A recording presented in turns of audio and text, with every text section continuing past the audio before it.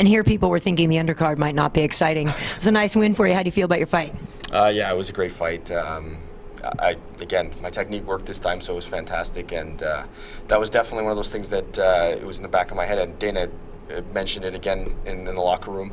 You know, everyone was knocking the card because a lot of the names fell off, but look at these fights so far. They're incredible. So we're giving the fans their money's worth. I truly believe that, and you know, just because we don't have the name doesn't mean we can't put out the performance, and I think we're showing that so far.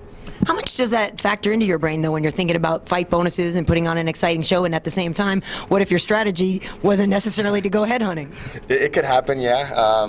You know, I walked into this fight, exactly what I worked on is pretty much what happened. You know, again, sometimes it doesn't happen, but this time it did, and it turned out pretty good in my favor, and at the same time, it gave the fans the entertainment they needed, and you know, it's my pleasure always to do that as well, right?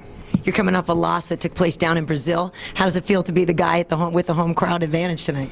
Yeah, it's been a long time. I've traveled all over the world, and finally, you know, I've come home, basically. That's how I felt, and I did get a little emotional. I tend to be a little emotional guy, and you know, one of the things they always told me when I walked out there was, be yourself, and that's me. I'm a bit emotional sometimes, and I also feel for my opponents. You know, he came out, you know, from Houston, Texas, flew out here to fight me in front of all these people, and you know, you got to give a man credit for that, and I respect him, and you know, I think he's a great fighter still, and you know, if we were to fight again, it might be, you know, different.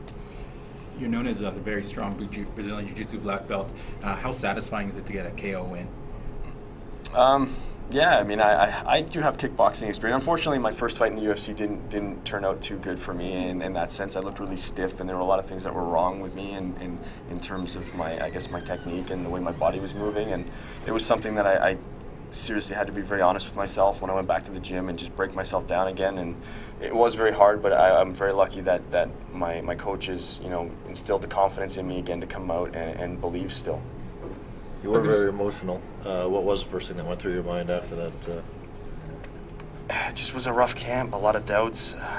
You know, I remember even 2 weeks ago, I felt like I was overtraining. I had to stop training for 4 days, and then I asked myself whether or not I wanted to do this, or if I had fights left in me. And you know, when you start thinking, like, even today I thought about that, and it was one of those things that, you know, my life has changed quite a bit in the last year. So, yeah, I don't know. It's just. I guess I do have some fights left in me. How has it changed? Well, I have a girlfriend who's very, very supportive, and in fact, if it weren't for her, I have to admit she's an athletic therapist and an osteopath, and that's how I met her. I happened to be a broken MMA fighter, and she just happened to come in and fix me, and we developed a relationship, became friends, and next thing you know, we're a couple, and she's basically gotten me to a lot of my fights recently to get to this point, and I owe her a ton, and again, that's why my body still functions at this point. So how seriously did you consider walking away from the sport? You know, I had walked away originally, you know, even like 2-3 years ago, just because my body was just so broken, so many injuries that I never took care of. And again, when I first came to the UFC, you know, the one saving grace for me right off the bat was the fact that a lot of the older kind of school guys that were around at the time when the featherweights weren't in the UFC kind of looked at me and said, "Hey, you're here. How come it's taking you so long?" And I had no answer. It is what it is. It just didn't pan out that way, and you know, here I am now. So I'm pretty happy right now, and like I said, I guess I'm on cloud 9, or whatever you want to call it. Yeah. So in those 2 years that you were away from the cage, what were you doing? I was still teaching, training other people, and you know, it took a lot of young fighters to, you know, to come in and for me to sort of start training again and start to, you know, it wasn't something I thought about, but then all of a sudden they're looking at me going, "How come you're still not fighting? You still have all these things to offer, and you still, you know, you're not fighting." And I thought, maybe I still have something in me, and that's why I decided to come back. They're the reason why I came back. Can you just talk us through the knockout? Yeah, I just, again, I had to figure out his timing a little bit. I knew he was. I obviously had a little bit of a reach on him, the height. I knew he had good looping punches.